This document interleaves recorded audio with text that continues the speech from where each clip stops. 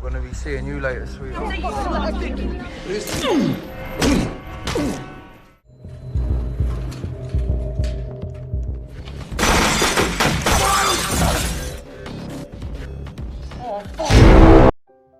Yo guys, what's up? Udah mau akhir tahun, staycation kalian pada kemana? Kalau gua sih plannya ke Jepang, Venezuela. Ya itu pun baru plan. Kalau misalkan gua gak dibangunin sama ibu gua. Guys. Di video kali ini, gua akan membahas sebuah horror film yang berjudul We Still Kill the Old Way. Yang mana di film ini cukup membrutal dan sangat cocok buat orang-orang yang seneng dengan film action. Ya udah guys, langsung aja ke arah filmnya. Di awal film, kita akan diperkenalkan dengan seorang pria paruh baya bernama Richie, yang saat itu sedang latihan menembak. Diketahui Richie ini adalah orang Inggris yang kini tinggal di Spanyol untuk menghabiskan masa pensiunnya. Richie juga nampak memiliki banyak harta, dan jelas, ia bukan orang sembarangan. My brother Carmen, he's not royalty. Siang itu, Richie dan anak perempuannya pergi keluar untuk makan bersama. Richie mengungkapkan kalau ia sangat rindu dengan kakaknya yang ada di Inggris. Make sure he's sober enough to get on the plane. Adegan beralih ke Inggris, dan memperlihatkan beberapa orang sedang membicarakan Richie di masa lalu. Okay, hang on a bit, I'll tell you.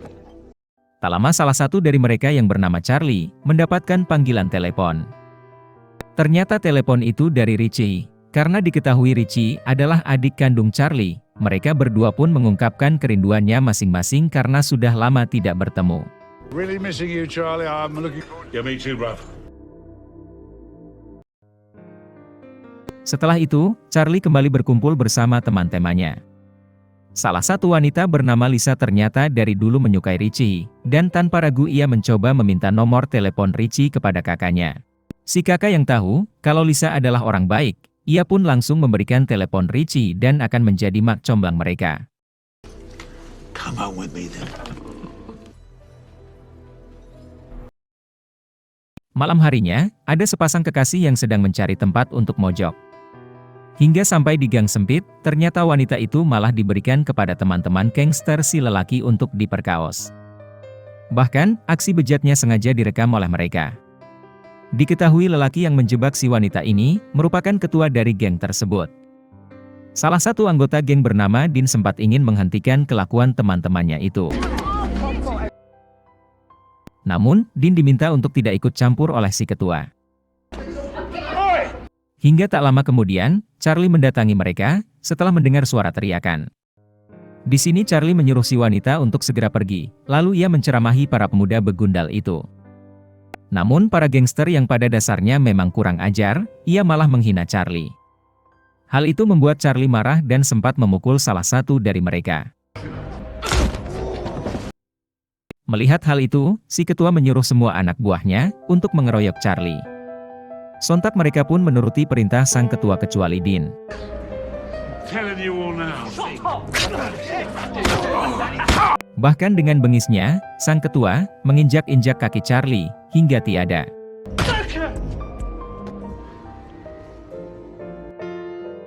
Ketika mereka hendak pergi, mereka berpapasan dengan Lisa yang baru saja keluar dari ban. Kemudian Lisa menemukan Charlie yang sudah terkapar tidak bernyawa.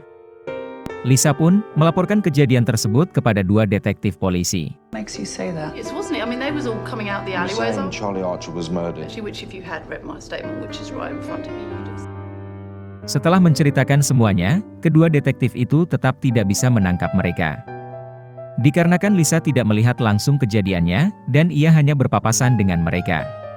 You want to protect them, do you? We need evidence. Who? Setelah pulang dari kantor polisi, Lisa langsung menghubungi Richie untuk mengabarkan kalau kakaknya baru saja tewas. You see, I've got bad. Sontak hal tersebut membuat Richie sangat bersedih dan ia berencana untuk segera datang ke Inggris. Esok harinya, para detektif mendatangi ketua gangster tersebut yang bernama Aaron. Di sini detektif mengatakan, kalau ia tidak akan segan-segan menangkap kelompok Eren, dan menjebloskannya ke penjara kelas berat jika sampai gengnya terbukti bersalah. Shit, man. An old man was attacked. Let's walk the crime scene one last time. Setelah dua detektif itu pergi, Eren mengatakan kepada gengnya, kalau mereka harus segera membungkam si wanita. Agar tidak membocorkan kejadian kemarin. Mengingat si wanita adalah satu-satunya saksi hidup tragedi kematian Charlie. Sebelum hal itu terjadi, Dean diam-diam berlari untuk menemui si wanita. Sesampainya di sana, Dean mengatakan, kalau Eren akan datang untuk mengancam si wanita. Diberitahu, si wanita ini bernama Lauren. Dean menyarankan Lauren untuk tetap di dalam rumah. Jika Eren mendatanginya, You, Dean. tak lama Eren pun sampai di sana. He's coming. Ia mengancam, jika Lauren berani melaporkan kejadian kemarin, Eren akan menghabisi Lauren dan ibunya yang merupakan seorang janda.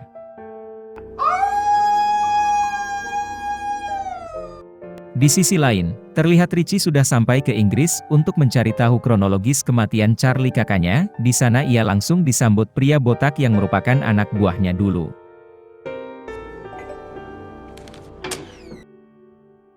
Richie mendatangi rumah Lisa untuk menanyakan apa yang sebenarnya terjadi. Lisa mengatakan kalau ia tidak melihat langsung kejadiannya, namun Lisa yakin orang yang menghabisi Charlie adalah para gangster muda yang sering berbuat onar di kota ini. I've been here. Setelah menemui Lisa, Richie dan teman botaknya mendatangi TKP kematian Charlie. Di sana ia bertemu dengan dua detektif yang sedang menginvestigasi kejadian. Si detektif yang sangat paham dengan reputasi Richie di masa lalu. Ia meminta Richie menyerahkan kasus ini sepenuhnya kepada polisi.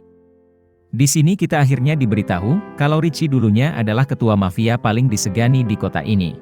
Ia dan teman-temannya sangat dihormati di masa lalu, sebelum Richie memutuskan merantau ke Spanyol. Sorry about your brother. Thank you.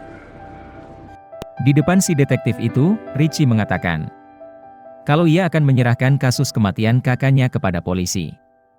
Namun jelas, hal itu hanya pura-pura karena Richie akan menangani kasus si kakak dengan cara lamanya. Well, nice to have met you, Inspector. Malam harinya, Lisa memberi kabar kepada Richie kalau ia berhasil menemukan sebuah video tentang geng Eren yang hendak memperkaos Lauren. Mereka yakin peristiwa yang menimpa Charlie ada hubungannya dengan Lauren. Dan secara kebetulan Lisa tahu tempat kerja Lauren. If I recognise him, I'd swear by it. Here, look at this. I looked at some of the other videos. Esok harinya, Lisa pergi ke tempat kerja Lauren. Richie mengatakan kalau ia butuh informasi tentang kematian Charlie, yaitu orang yang telah menyelamatkan Lauren. Lauren yang merasa berhutang budi, akhirnya mengajak Richie untuk berbincang di belakang. Di sini, Lauren menceritakan kejadian yang sebenarnya, dan dalang dibalik itu semua adalah Aaron si ketua geng. Percakapan mereka berdua ternyata diketahui oleh seorang gadis, yang merupakan anak buah Eren. Save me. Yes, he did. Saat mengadukannya kepada Eren, nampaknya ia tidak memperdulikannya, karena menganggap Richie hanyalah tua bangka yang sudah lemah dan tidak berdaya. Di pemakaman Charlie, terlihat Richie sudah mengumpulkan teman-teman tuanya, yang merupakan para mafia paling disegani dan dihormati di masa lalu. Tak lama ada seorang kakek paling tua ikut datang ke sana, Richie pun bercanda dengan menyuruh kakek itu untuk pergi, karena ia sudah terlalu tua. Namun kakek tersebut marah, dan ia mengatakan kalau dulu, dirinya lah satu-satunya orang yang hampir mengalahkan Richie. Sontak semua orang pun tertawa. Richie pun berterima kasih karena sekarang, semua teman-temannya sudah berkumpul termasuk si kakek. And they got youth on their side. Setelah dari sana, Richie pergi menemui mantan komisaris polisi, yang kini sudah pensiun. Terlihat mantan komisaris polisi itu, tinggal di rumah yang sangat kecil. Di sini Richie memintanya untuk mencari identitas kelompok Aaron. Richie juga berjanji, jika si komisaris berhasil mendapatkan identitas mereka, ia akan memberikan sedikit harta, agar si komisaris bisa menikmati hari tuanya. Information from your friends in blue. Beberapa hari kemudian, si komisaris pun menemui Richie untuk memberikan identitas tentang kelompok Aaron yang ia dapat dari teman polisinya yang masih menjabat. Di sini si komisaris menjelaskan kalau ia hanya menemukan beberapa data dari anak buah Aaron. Sementara identitas Aaron sendiri tidak berhasil ditemukan. Sore itu juga, Richie mengirim teman-temannya untuk menangkap anak buah Aaron. Di sini Richie bertanya baik-baik, di mana Aaron sekarang. Namun karena merasa orang-orang yang menangkapnya adalah para kakek tua, mereka malah mengejek dan menantangnya. Sontak hal itu, membuat Richie dan teman-temannya tertawa. Salah satu anak buah Aaron terus aja menghina Richie. Bahkan ia juga mengejek mendiang kakaknya, oleh karena itu Richie menyuruh satu temannya untuk segera beraksi. Lantas teman Richie mengambil palu dan paku, lalu inilah yang terjadi.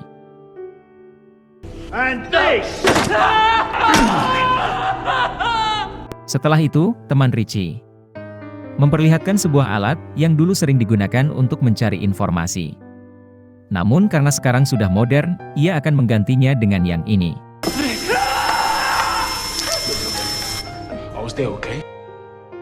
Anak buah Aaron yang melihat temannya disiksa begitu sadis. Akhirnya ia mau membantu Richie. Ia mengatakan akan memancing Aaron untuk segera keluar. Mendengar hal itu, Richie pun menyuruh temannya untuk melepaskan orang tersebut. Teman-teman Richie heran karena orang ini nampak tidak bisa dipercaya dan Richie malah ingin melepaskannya. Hingga saat orang itu dilepaskan, dia malah mengambil senjata untuk menyerang Richie. Namun, Richie lebih dulu menghabisinya. Richie pun mengatakan kalau sebenarnya ia juga tidak percaya dengan bocil tersebut. Namun dia tidak mau jika harus menghabisi orang dalam keadaan tidak berdaya. Sontak hal itu membuat teman-teman Richie tertawa. Di balik itu, Aaron sendiri kesal. Karena kedua anak buahnya menghilang begitu saja. Dia malah mencurigai kalau kedua anak buahnya itu telah dihabisi oleh gangster musuh. We need to find them and then we need to fuck them up. Esok harinya, Richie kembali menemui Lauren untuk menanyakan anak buah Aaron yang lain. Lauren pun menunjuk satu orang yang sering nongkrong di parkiran mobil. Richie yang tidak mau terus-menerus mengganggu Lauren di tempat kerja, ia pun meminta nomor telepon Lauren. Tak lama dari itu, datanglah si detektif menghampiri mereka. Ternyata Lauren ini adalah anak dari detektif tersebut. Si detektif meminta Richie untuk tidak melibatkan anaknya dalam hal apapun. Adegan berpindah ke parkiran. Anak buah Aaron yang melihat kakek tua sedang sendirian ia pun langsung memalaknya. Namun saat si kakek mengeluarkan samurai, saat itu juga anak buah Aaron bergegas kabur. Hingga pada akhirnya, anak buah Aaron berhasil terjebak oleh teman-teman Richie. Richie dan teman-temannya kembali melakukan interogasi. Ia bertanya baik-baik mengenai di mana Aaron sekarang. Orang ini nampak seperti kedua bocil kemarin, dia malah mengejek teman-teman Richie yang sudah tua. Richie kembali bertanya, di mana Aaron? Yaitu, orang yang telah menghabisi kakaknya. Namun orang tersebut tetap tidak mau mengatakannya. Bahkan ia malah memancing Richie dengan mengatakan, kalau mendiang kakaknya, seperti gogok tidak berdaya saat sedang dihabisi. Sontak hal itu membuat Richie sangat emosi. Dan tanpa ragu Richie pun menghabisinya. Ejekan itu juga membuat darah tinggi Richie kembali kambuh, yang membuatnya harus dirawat di rumah sakit. Dalam keadaan terbaring, Richie tetap akan menuntaskan balas dendamnya terhadap Aaron. Bahkan, dia sudah meminta teman-temannya bersiaga. Di balik itu, Aaron sendiri sedang mempersiapkan senjata. Jikalau anak buahnya ada yang hilang lagi. Ia masih menyangka kalau yang menghabisi anak buahnya adalah geng musuh. Tak lama Aaron malah kedatangan Lauren, yang malah ingin membocorkan rahasia Richie. Ia mengatakan tentang fakta, kalau yang telah menghabisi anak buahnya, adalah Richie dan teman-teman tuanya. Lauren juga memberitahu, kalau Richie sekarang sedang terbaring di rumah sakit. Hospital. Hingga tiba-tiba, ponsel Lauren berdering. Ia pun mengatakan kepada Aaron, kalau ibunya menelepon. Akhirnya Aaron membiarkan Lauren mengangkatnya agar ibu Lauren tidak merasa curiga. Hi. Sontak hal itu membuat Aaron geram, dan dia langsung datang ke rumah sakit dengan membawa Lauren sebagai sandera. Setelah itu Aaron menyuruh anak buahnya untuk berpencar mencari Richie. Hingga pada akhirnya dua anak buahnya berhasil menemukan kamar Richie, saat itu juga ia langsung menghabisi Richie. Namun ternyata itu hanyalah sebuah bantal, dan Richie datang dari belakang. Suara tembakan itu terdengar jelas oleh Aaron dan yang lain. Dan hingga saat ia mengecek ponsel Lauren, ternyata selama ini Lauren dan Richie telah merencanakan semuanya. Aaron pun hendak menghabisi Lauren. Namun untungnya, Dean segera mendorong Aaron sampai terjatuh. Setelah itu, terjadilah baku tembak antara kaum muda dan kaum tua. Lauren yang merasa keadaan sudah kacau, ia pun segera menghubungi ibunya, yang merupakan seorang detektif untuk segera mengirim bantuan. Di sisi lain, Richie dan teman-temannya berhasil menghabisi anak buah Aaron satu persatu.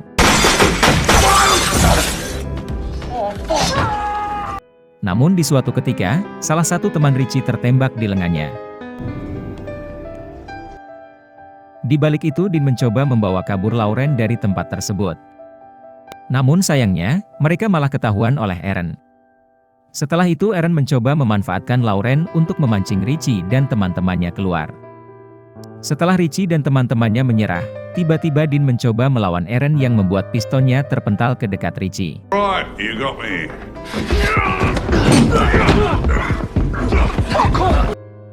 Richie berusaha memasang peluru namun sayangnya, ia tidak bisa melakukannya dengan cepat. Hingga akhirnya, ia memilih cara tradisional. Saat Aaron hendak menghabisi Richie, ternyata pelurunya habis dan para polisi yang baru saja sampai, langsung menghabisi Aaron, karena dianggap membahayakan orang tua.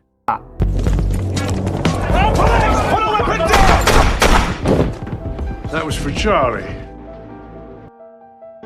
Adegan berpindah kembali ke rumah sakit, yang memperlihatkan mereka yang sedang dirawat di sana. Tak lama datanglah detektif menghampiri mereka, yaitu untuk mengucapkan terima kasih, karena Lauren anaknya sudah diselamatkan. All I can tell you, Inspector, is as soon as I'm out. Beberapa hari kemudian, Richie mengadakan pesta besar-besaran dan di sana juga ada Lisa yang terus menyukai Richie. Ternyata, Richie juga merasakan hal yang sama. Ia mengajak Lisa untuk ikut bersamanya ke Spanyol. Namun karena Lisa tidak mau meninggalkan kampung halamannya, dengan terpaksa ia menolak ajakan Richie. Ketika Richie pergi meninggalkan sahabat-sahabatnya, mereka nampak kecewa dengan Richie, yang tetap memilih pergi. Setelah melakukan perjuangan bersama. Namun ternyata, sekarang Richie memutuskan untuk tinggal di Inggris, bersama Lisa dan semua sahabatnya. Di sini, Richie mengajak sahabat-sahabatnya itu untuk membantai semua penjahat sebagai bentuk menebus dosa di masa lalu. Tamat.